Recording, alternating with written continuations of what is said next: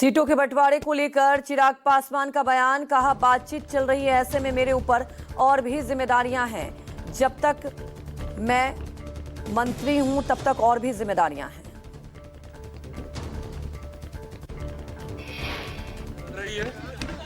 ऐसे में मेरे ऊपर और भी जिम्मेदारियां हैं। जब तक मैं मंत्री हूं तब तक मंत्रालय की भी जिम्मेदारी है, तो फिलहाल मैं उसको देखने जा रहा हूं।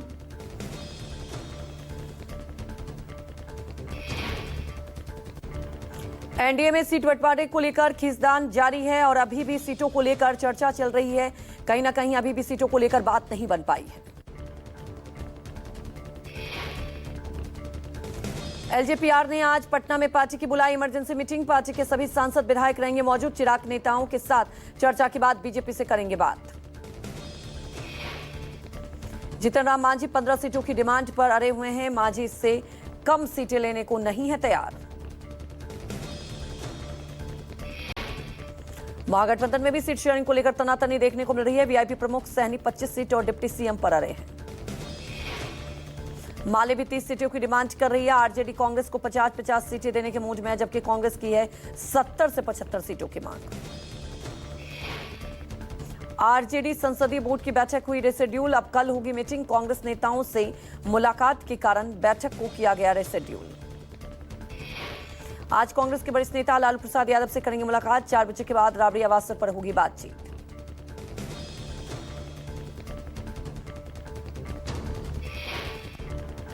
आरजेडी नेता मनोज झा का बड़ा बयान, कहा हर दल की स्वाभाविक इच्छा होती है कि हमारी फुटप्रिंट थोड़ा बढ़ जाए।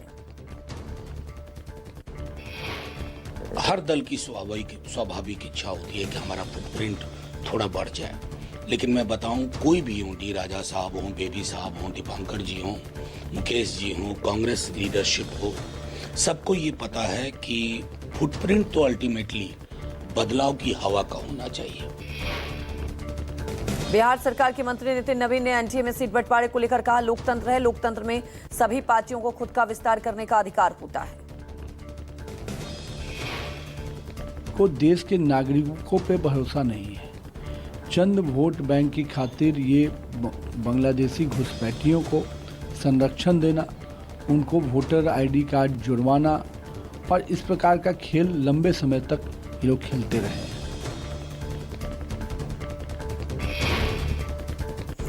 सीएसी की बैठक के बाद बोले बिहार कांग्रेस अध्यक्ष राजेश राम, कहा तालमेल करीब करीब अंतिम रूप में है, क्योंकि नए गठबंधन दल आए हैं, इसलिए उनके लिए जगह रखी जा रही है। तालमेल करीब करीब अंतिम रूप में है। अब चूंकि कई नए पार्टनर्स आए हैं, पॉलिटिकल पार्टनर्स, उनके लिए स्पेस रखी जा रही है। उस स्पेस पे कौन कितना एकोमोडेट होगा, कहाँ होगा, इस पर हम लोग आज काल में बैठ करके फिक्र करेंगे। महागठबंधन में सीट शेयरिंग पर वाम दलों ने आरजेडी कांग्रेस की बढ़ाई टेंशन। सीपीआई एमएलए ने 40 सीटों पर ठोका दावा। वाम दलों ने आरजेडी कांग्रेस कोटे की 6 सीटों पर भी जताया दावा।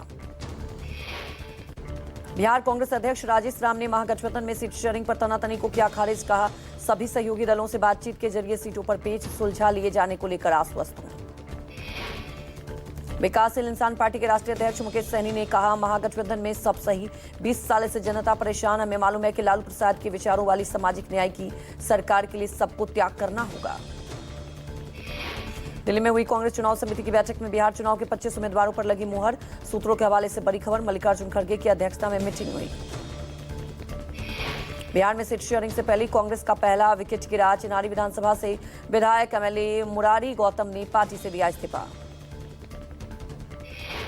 पटना में बीजेपी चुनाव समिति की हुई बैठक, सीटों को लेकर हुआ मंथन। डिप्टी सीएम सम्राट चौधरी बोले जल्द होगा सीटों का ऐलान।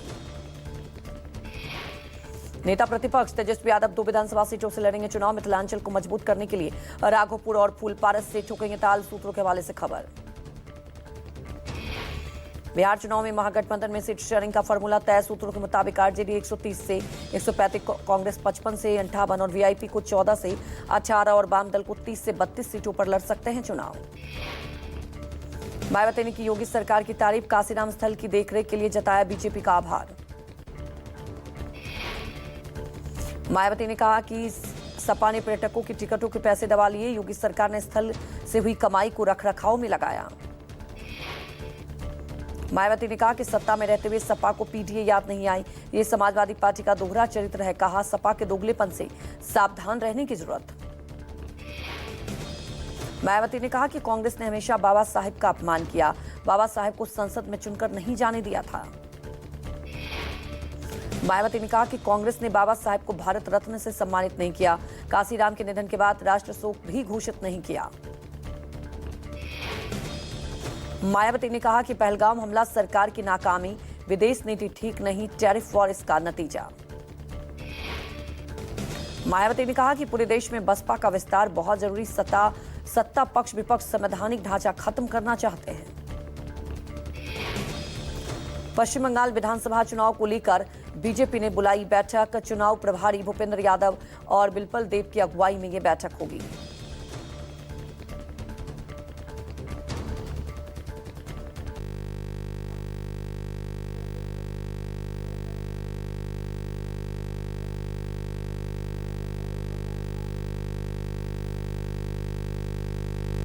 बिहार चुनाव में महागठबंधन को बड़ा झटका।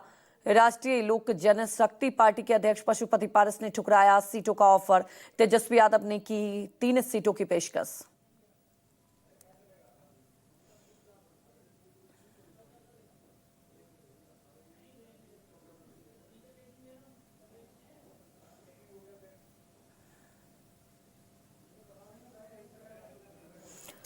तो महागठबंधन में भी सीटों को लेकर कहीं ना कहीं पेच फंसा हुआ है, लेकिन एक तेजस्वी को बड़ा झटका जरूर कहा जा सकता है। पशुपति पारस को ऑफर दिया गया था क्योंकि कहीं ना कहीं एनडीए में जिस तरह से पशुपति पारस की स्थिति को लेकर आपने देखा जो चर्चाएं थी, तो महागठबंधन ने ऑफर दिया 2 से 3 सीटों को लेकर, लेकिन पशुपति पारस ने इस ऑफर को ठुकरा दिया।